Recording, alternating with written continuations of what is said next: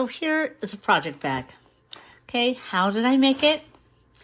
Well, I didn't have a pattern, none of that. I just basically, I had quilted, I used a thing called Soft and Stable. You don't need Soft and Stable if you can't afford that.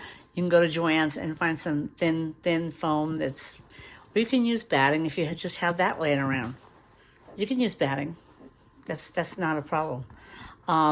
I had some foam laying around.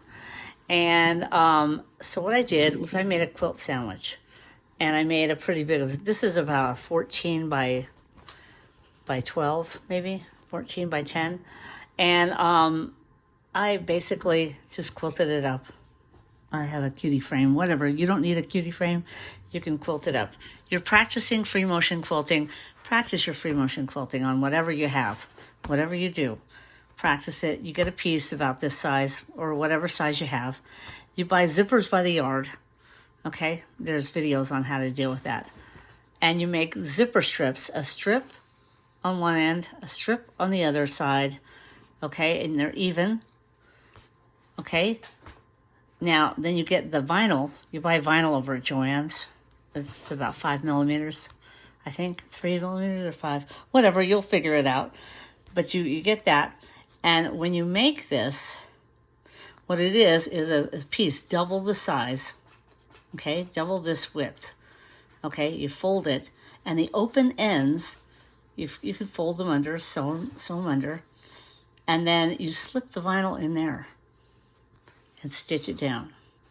Okay, and here you fold it in half, and you stitch the open end onto the zipper.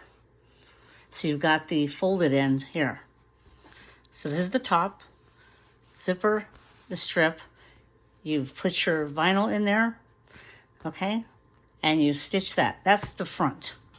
Now the back is just your quilted piece, okay? And you trim it, make sure it's square, whatever. Bind it, sew it. It will sew just move that over. There's lots of videos showing you how to do this, but that's how I did it. And I have a project bag. I have a lot of project bags. I have about 5 of them now. And I can use them for cross stitch. I can use them for quilt projects. I can use them for Lori Holt applique projects.